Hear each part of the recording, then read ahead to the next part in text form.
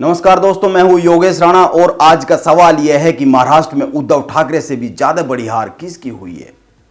किसको उद्धव ठाकरे से भी बड़ी चोट महसूस हो रही होगी, यह एक सवाल है और इसके उत्तर की खोज पर बात करनी बहुत ही जरूरी है, क्योंकि महाराष्ट्र में एक दो दिन में ही मुख्यमंत्री एकनाथ शिंदे की सरकार विश्वास मत हासिल कर लेगी। इसके बाद एकनाथ शिंदे मुख्यमंत्री, देवेंद्र फडणवीस उप मुख्यमंत्री और कई प्रदेशों की यात्रा कर वापस आए विधायकों में से कई सारे मंत्री बन जाएंगे और उद्धव ठाकरे अपनी हार के साथ राजनीति के एक कोने में जाकर बैठ जाएंगे या फिर खड़े होकर मुकाबले का दम भरेंगे, यह तो अभी पता नहीं है क्योंकि यह भविष्य के गर्भ में है। लेकिन यह तय है कि कुछ ही दिन में बहुत से अफसरों के तबादले होंगे।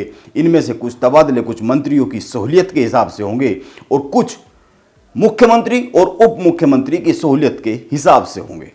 यानी कहने का सीधा सीधा मतलब यह है कि कुछ ही दिन में सब कुछ सामान्य हो जाएगा जैसा पहले था। लेकिन महाराष्ट्र की इस राजनीतिक उधेड़-बुन के बीच उद्धव ठाकरे ने एक सवाल उठाया है।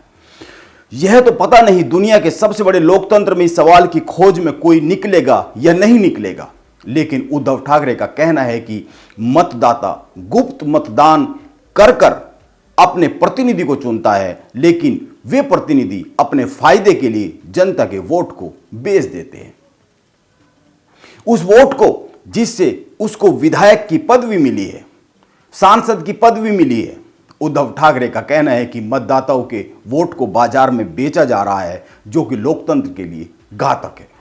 इसलिए देश के मतदाता को जैसा अपना प्रतिनिधि चुनने का अधिकार है, उसी तरीके से मतदाता को अपने प्रतिनिधि को वापस बुलाने का अधिकार भी मिलना चाहिए।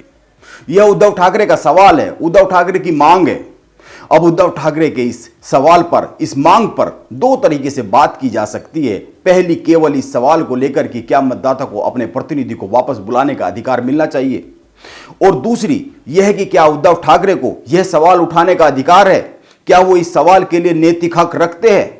दोनों सवालों पर ही बात करेंगे, लेकिन पहले सवाल पर आते हैं।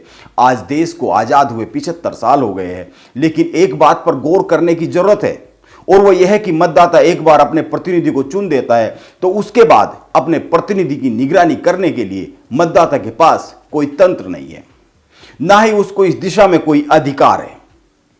इसीलिए चुने जाने के बाद उसका प्रतिनिधि क्या करता है, उसका आचरण कैसा रहता है, इसकी समीक्षा का अधिकार जनता को मिलना चाहिए, क्योंकि एक मतदाता के पास अपने मत का इस्तेमाल करने के बाद हाथ में उसके कुछ भी बचता नहीं है।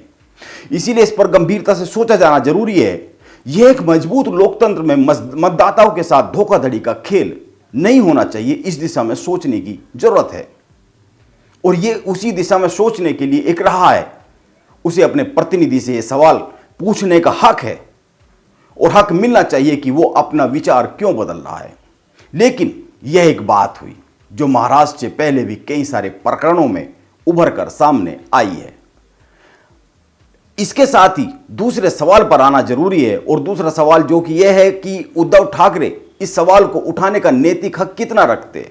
क्या वो यह सवाल उठा सकते हैं कि मतदाता को अपने जनप्रतिनिधि को वापस बुलाने का अधिकार मिलना चाहिए। इसके जवाब में मैं यह कहना चाहूंगा कि आप 2019 को याद कर सकते हैं। 2019 में भाजपा के साथ चुनाव पूर्व गठबंधन करके उद्धव ठाकरे ने महाराष्ट्र में जीत हासिल की थी और जीत के बाद एनसीपी और कांग्रेस के साथ महाविकास आघाड़ी बनाकर सरकार बना ली। क्या उस समय कुछ ऐसा ही नहीं हुआ था जैसा अभी हुआ है। इसीलिए उद्धव ठाकरे का सवाल सही है। यह आज के समय की जरूरत महसूस की जा सकती है, लेकिन यह सवाल उद्धव ठाकरे किस नैतिक हक के साथ उठा रहे हैं, इस पर सवाल उठाया जा सकता है। इस पर बात की जा सकती है कि उन्हें कितना नैतिक अधिकार है 2019 प्रकरण को याद रखते हुए। लेकिन इस सब के साथ एक सवाल और है और वो यह है कि पहले तो यही समझना जरूरी है कि सांसद या विधायक को जनता का प्रतिनिधि माना जाए या फिर राजनीतिक दल का प्रतिनिधि माना जाए। आज के दौर में तो यह सवाल और भी अधिक ज़्यादा प्रासंगिक हो जाता है, क्योंकि एक परसेप्शन यह बन गया है कि जनता भाजपा के उम्मीदवार को नहीं चुनती, नरेंद्र मोदी के नाम पर उम्मीदवार को वोट दिया जा रहा है। और कमाल की बात तो यह है कि भाजपा के जनप्रतिनिधि भी यही राग अलाप रहे हैं। और आप गौर कीजिए, महाराष्ट्र में सत्ता परिवर्तन इस आरोप के साथ हुआ है कि जिस विचारधारा के साथ उद्धव ठाकरे मतदाताओं के पास वोट मांगने गए थे, वो उस विचारधारा को निभा नहीं पाए। वो उस विचारधारा से हट गए और इस सब से अलग कई बार जनता किसी निर्दलीय को भी चुनती है और वो किसी दल में शामिल हो जाता है। यानी कुल मिलाकर यह निष्कर्ष निकलता दिखता है कि अंत में जनता ने एक बार अगर अपना वोट दे दिया तो उसके पास भूल सुधार का कोई विकल्प आज की व्यवस्था में नहीं होता है और आज जनता के हाथ में इस विकल्प को दिए जाने की मांग उठ रही है। अब इस पर बहस हो सकती है कि यह अधिकार कैसे दिया जाए। पूरी तरीके से विधायक को वापस बुलाया जा सकता है, बुलाए जाने की व्यवस्था की जाने की मांग की जा सकती है, या फिर उसकी समीक्षा के लिए कोई तंत्र विकसित किया जा सकता है और उस तंत्र में जनता की भागीदारी को सुनिश्चित किया जा सकता है।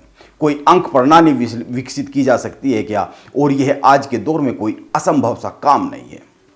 कभी किसी ने सोचा भी नहीं था कि हम रुपयों का लेन देन बैंक में जाकर नहीं, मोबाइल फोन से करेंगे, जिसमें नोट या फिर सिक्के को छूने की भी जरूरत नहीं पड़ती है। किसी ने सोचा नहीं था कि हम अपने सारे बिल ऑनलाइन जमा कर दिया करेंगे। यह आज के दौर में तकनीक का दौर है, इसीलिए कुछ भी असंभव सी बात नहीं है।